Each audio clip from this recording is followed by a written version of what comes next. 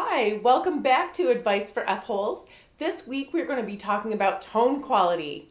Yay, because we don't want to sound like a bunch of dying cats, now do we? Of course not.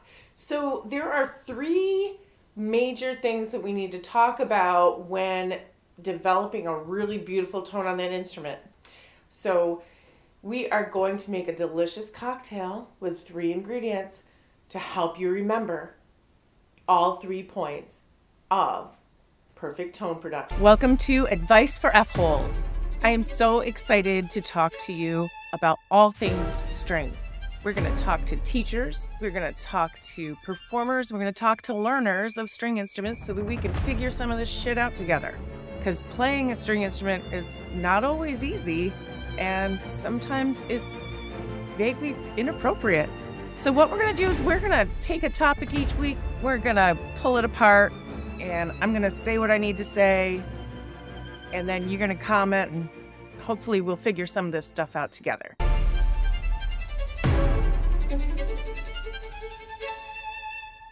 I'm your host, Tracy Emerson. I've been teaching strings for over 30 years. I started playing violin back in 3rd grade, and there are a lot of great things that I've learned over the years, a lot of great things I've shared over the years, and still so many things that I'm puzzled about. So I hope you'll join me on this adventure as we figure some of this out together. Welcome back. We are going to talk today about tone, and we're going to make such a good sound. I can't wait to get started on this. It's one of my favorite things to talk about. We are going to start with talking about the 3 things that go into tone production on a string instrument and how important each one is when talking about that balance. So the 3 things we're going to explore today are the weight of the bow on the string, the bow speed, and of course the bow placement. And we don't think about that one quite as much most of the time. So it's going to be a really good adventure. Step 1. Weight. So to represent the weight of the bow on the string, I'm going to take this nice little sugar cube because it's nice and heavy. I'm going to plop it right there in my glass. Okay, so that's my first ingredient. And for those of you that are having a mocktail instead of a cocktail, youngsters or people that are just smarter than the rest of us, you are going to have the same thing. Nice little sugar cube, and look how heavy that is. Drops right to the bottom. So when we talk about weight, we are not talking about pressure, because pressure is going to give us tension and give us a nasty sound on that instrument. So when we talk about the bow weight, we're talking about regulating how much we let sink into that string. So if we have a lot of bow weight, obviously, we're going to get that grindy potato chip sound. It's kind of nasty. If we don't have enough weight, we're going to get that floaty, ricochet kind of bow. The thing is, neither one of those steps is going to get your string to vibrate nicely. What we're after is a beautiful vibration of that string. We're trying to get that sound to generate, and we're trying to get that string to vibrate at just the right level so that we're not dampening it with too much weight, or we're not breezing across it and not really getting the whole string vibrating. So that's the first thing we want to think about, is how much is just the right level to get that smooth, silky sound. And you want to think about the weight all the way from the frog to the tip.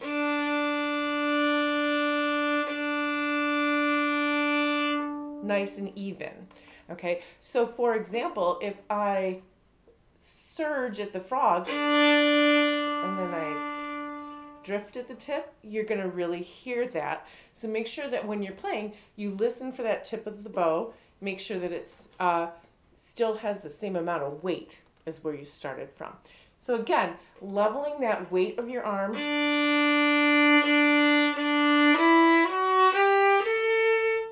Okay, that's going to really make a big difference. Obviously, by now, you've been exploring a really perfect bow hold, really great arm movement. But if you haven't, I want you to really think about That shoulder's nice and relaxed. That elbow feels like there's a lead weight in it. So if I'm too hung up here in my shoulder, I want you to notice that I'm not going to get enough weight on that string, and I'm going to gloss over it and get that glossy kind of sound. Okay, so that's the first thing that we need to think about when talking about tone on your instrument. So experiment with that. We're not going to know where that happy medium is if you never go too far one way and the other. So find that spectrum when you practice of really grinding into the string and then floating on the string, but make sure you're using your arm in the proper way to get weight and not pressure on that string in order to really assess what that weight needs to be for that perfect sound. All right, the next thing we're going to be talking about is the bow speed. Okay, so to demonstrate speed in our delightful little cocktail, we are going to look at how fast these bubbles go. Okay? Oh, yeah. This is a little bit of dry champagne. Okay, and I want you to watch those bubbles. They are moving so fast. Okay, so controlling that speed is going to be a big deal. Yeah, that's going to be really good when we're done. But also, to be fair, since we have a lot of people watching this that are not going to be buying champagne, same idea applies if you take a delicious ginger ale. So I want you to think of those bubbles moving. Lot of motion. A lot of motion. Okay, see it all? There you go. All right, so that's my second way that I'm going to be thinking about tone production on my instrument is movement. It's bubbly, effervescent. Okay, so the speed of your bow makes a big difference on how much sound you're going to get and what that quality is going to be. So let's assume you've already mastered the right amount of bow weight. Now what we're going to do is we're going to talk about slow bows versus fast bows and how to proportion that just right with the weight that you've got on the string. So if I have this much weight on the string, okay, getting a nice little sound. If I move my bow too fast on the string, I want you to notice that it's a splatty kind of sound. It's very spread. The sound is not really resonant. It's got a lot of overtones to it. All right, and we see that a lot in our own playing and in our students' playing when we're playing faster notes. Okay, so when we use a faster bow but less bow, it's going to even that out. All right, so the other problem is if we use too slow of a bow, again, it's not pulling the string in a way that's getting it to fully vibrate. It's kind of hampering it all the way along. So what you want to do is think about really spending that bow. All right, and that's going to be proportional to the note length that you've got. So, for example, like I was just doing with faster notes, if I'm using too fast of a bow speed, and now it seems funny, the note is faster, but my bow speed is actually not as much because I'm using less bow. Okay, so I'm not using an extra amount of bow on that. So the amount of bow and the bow speed kind of go hand in hand because if I move my bow fast, I'm using a lot of bow. If I don't move my bow as fast, I'm not using as much bow. So that great balance of weight and bow speed.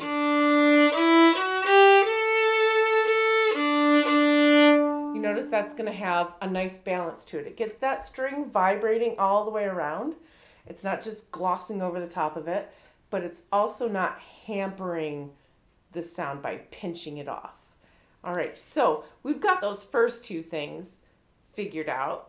The third thing can be really subtle, and it's a thing that a lot of people don't think about quite as much. So here we are with our third item that we're going to talk about in terms of making a beautiful tone quality on this instrument. It really matters where you place that bow through here. Bow placement is really important. Okay, and this doesn't tie in as well with the placement idea, but I'm going to carefully place 3 drops of this delicious Mexican chocolate bitters. 1, 2, and 3. 3 dashes, okay, placed very carefully on top. All right, and for those of you that are going to be having the ginger ale cocktail, this is so cool. Wait till you try this. So 3 carefully placed dashes of chocolate bitters, but you can use chocolate syrup, just tiny, tiny dollops of it. It's delicious. So you notice that's just got its spot right there, balanced. And that's what we need to do. We need to get a balanced place with our bow so that we get just the sound that we're looking for. So for example, again, I'm going to show you a lot of non-examples first. The rotten way to do things, if we're too far over the fingerboard, I want you to notice that we don't get a lot of sound. It kind of sounds dampened. And that can be a big issue when we're in position. Hear how it's pushing the string down and I'm hitting other strings involved with it. That may be something you'll find because of the action on your instrument as well. So if you start getting over the fingerboard, you're going to notice you're clunking strings that don't belong. So that's a big tip off, that you have located your bow too far over the fingerboard. We have another place that's too far, and that's when we get too far next to the bridge and we get this. Again, it has all these squealy overtones going on with it instead of the pure pitch. So if you're playing and you're hearing that kind of sound, sometimes we're confused about all the millions of things that could be responsible for that sound. But a lot of times it's just a matter of where your bow is located in proximity to the bridge and the fingerboard. Now, optimal location for just general purpose playing is going to be about halfway between the bridge and the fingerboard.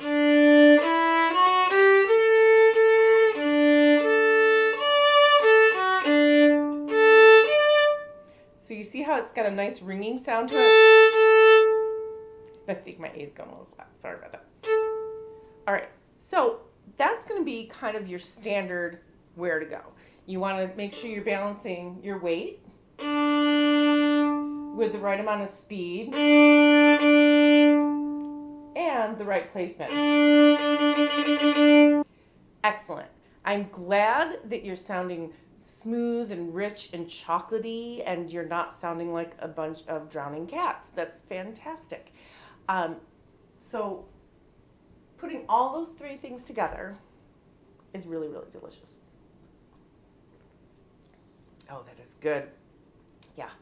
Great champagne cocktail or, hello, mocktail. So this nice little combination of ginger ale, a sugar cube, and a little dollop of chocolate. It almost tastes like a cola. It is so weird as science, right? I don't know. But it's delicious, so I highly recommend. So those 3 things, when you put it together, make something just magical and beautiful and effervescent. So the next step is, what good are rules if we don't have exceptions to them? So the rule that we're going to break first is going to be bow placement. We're going to work backwards a little bit. Sometimes we want to have our bow placed a little closer to the bridge or a little closer to the fingerboard because we want to say something with our music. So sometimes we do want a more muted tone, or if I want something that's really subdued, really quiet, calm, kind of distant. That would be a great word. Distant sounding. Then I'm going to bring that bow a little bit closer to the fingerboard, okay? Not quite all the way over the edge, but they call this sul tasto. So if you see this in your music, it means over the fingerboard.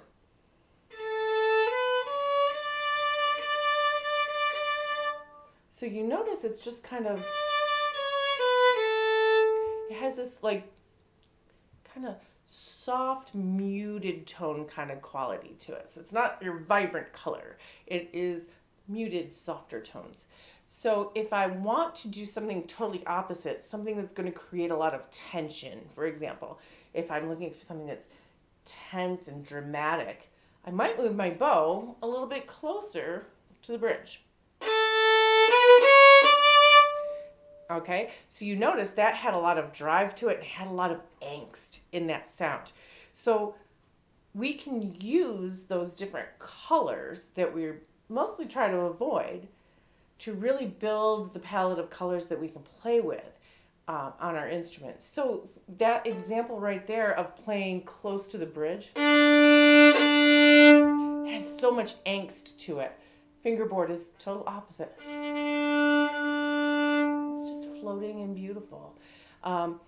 So the other 2 points that we've got, our other 2 ingredients, are also those places where we go, what if we take it instead of right here dead center a little bit more or a little bit less? That's what's going to bring us those different expressions that we're so yearning for when we make music. So we're going to now do a little bit more weight on the string, but I'm going to stay in the sounding point, our sweet spot, as it were. A little more weight. That was gross, but hear how that's just got a lot of drive to it. If I lighten the weight, I get this floating, ethereal sound, and it's purposeful. It isn't accidental. If I want to make that beautiful sound that's just floating on clouds, then I'm going to use a little less weight.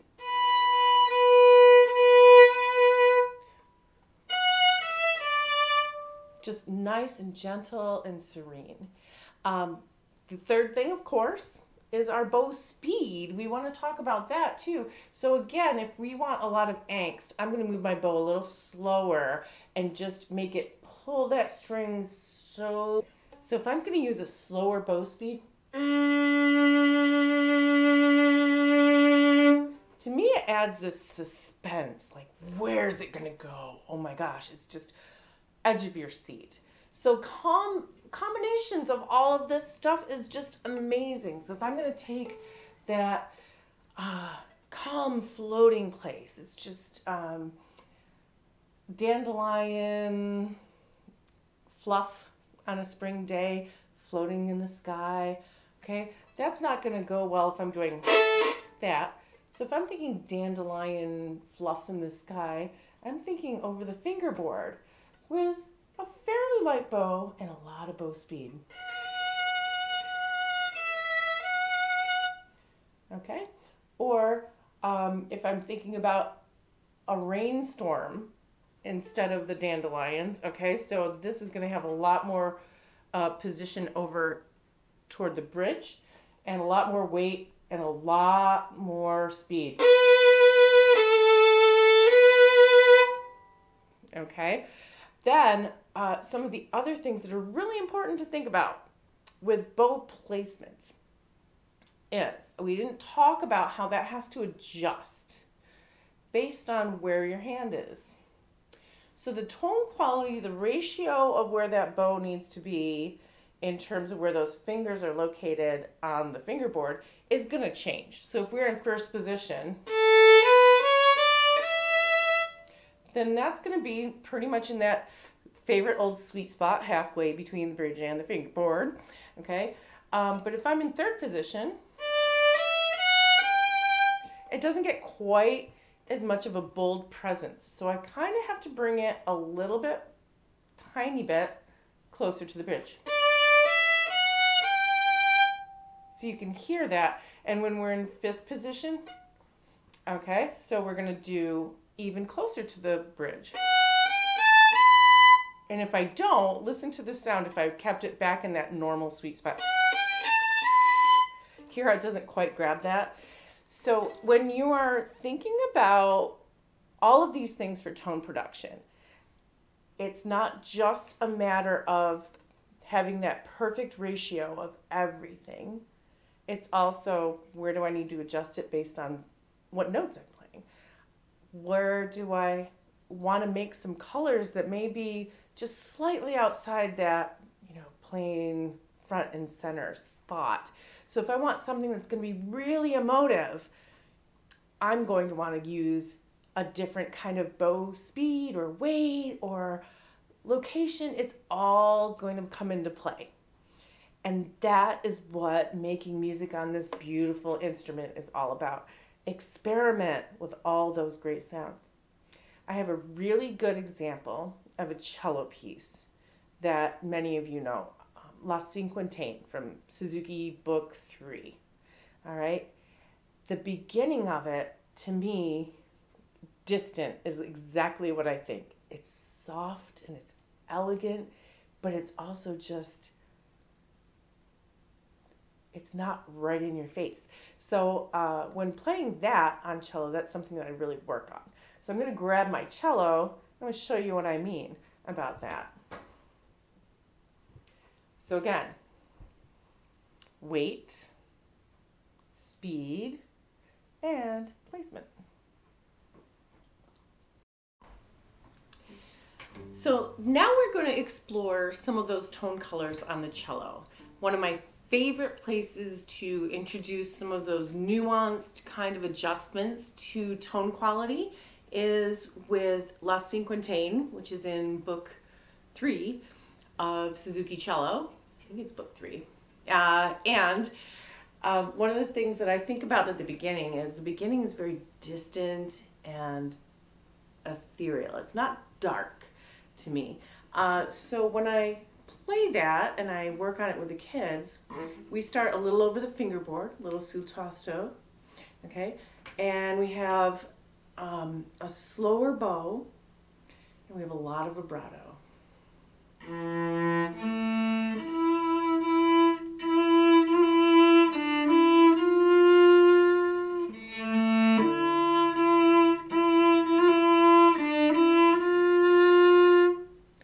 So we have that part.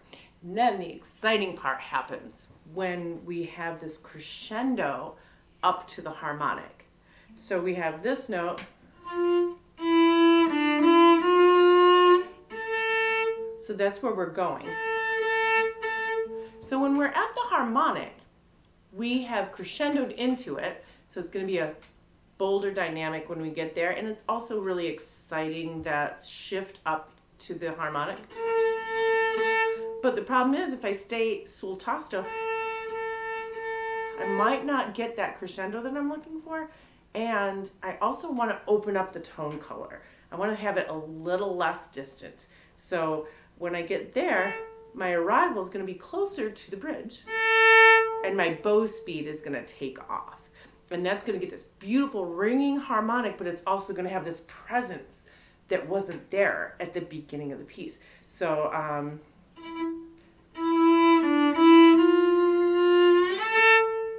hear how I just moved my bow toward the bridge and sped it up when I got up to that harmonic. So it gives us this really beautiful expression and kind of explosion of a new tone color. I hope that you've enjoyed this conversation, and I hope that I haven't offended any cellists with my violinistic cello playing. But have a blast. Think about one of the songs you play all the time. Check out the dynamics in it and think about where that line is leading you. What do you want to say with it? And explore all those different elements. The bow speed, the bow weight, and the bow placement in order to get a beautiful tone color. Thanks for listening. Thank you for listening to Advice for F-Holes. Please subscribe and share your comments below so we can have a great conversation.